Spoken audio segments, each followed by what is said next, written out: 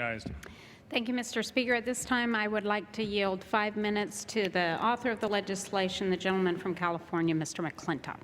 The gentleman from California is recognized for 5 minutes. I thank the gentlelady. I thank you, Mr. Speaker. This bill simply guarantees that the sovereign debt of the United States will be paid in full and on time, period. How could that possibly be controversial? Yet in today's political environment, it is. The sovereign debt of the United States is what makes it possible for us to pay all of our other obligations in this era of chronic deficit spending that we're now in. This bill provides an absolute guarantee of that credit. Although the Constitution explicitly commands that the public debt of the United States is not to be questioned, it provides no practical mechanism to achieve this aim. This bill provides that mechanism. It says that whenever we reach the debt limit, the Treasury Secretary can continue to borrow to pay interest and principal on the debt. It amazes me that many of our friends on the other side of the aisle support loan guarantees to foreign corporations and to special interest groups, but they're unwilling to guarantee the loans to our own government. The national debt is now larger than the entire economy. It has doubled in the last decade. The interest on that debt is the fastest growing component of the federal budget. It threatens to exceed our entire defense budget in just 8 years. If there's ever any doubt over the security and reliability of the debt owed by this government, the rates we pay to service our debt would quickly rise and sink our country in a tidal wave of red ink.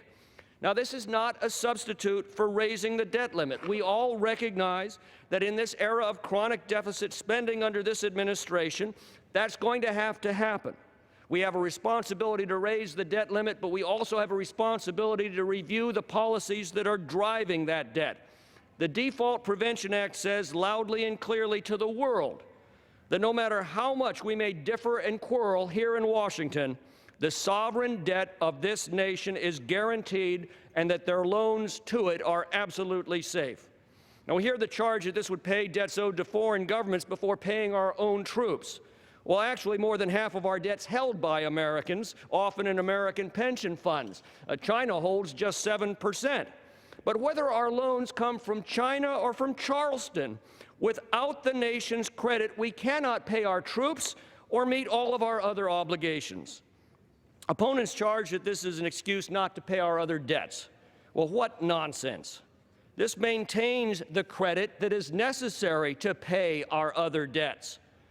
You know, most states guarantee that their sovereign debt it will be secure, and they've done so for generations. Do our friends actually suggest that any of these states has ever used these guarantees as an excuse not to pay their other bills? On the contrary, by protecting their credit first, they actually support and maintain their ability to pay for all of their other obligations. Now, the President contends that this is tantamount to a family saying it would make its house payment but not its car payment. I sure hope he's getting better economic advice than that. But let's continue the analogy. If the family is living on its credit cards, as we are as a nation, it had better make the minimum payment on its credit card first, or it won't be able to pay all the rest of its bills. And when that family has to increase its credit limit because it's not spending within its means, it had better have a serious conversation about what's driving its debt and what to do about it. Principal disputes over how the debt limit is addressed are going to happen from time to time. Just a few years ago, then Senator Barack Obama vigorously opposed an increase in the debt limit sought by the Bush administration. Well, when these controversies erupt, as they inevitably do in a free society, it's imperative that credit markets are supremely confident that their loans to the United States are secure. Providing such a guarantee would prevent a future debt crisis and give Congress the calm it needs to negotiate the changes that must be made to bring our debt under control as we authorize still more debt. The voices in opposition to this bill are the same voices that have cheered the most profligate spending and borrowing binge in the history of this nation. It's time that we managed our affairs responsibly, and guaranteeing our debt is an important step in doing so. I yield back.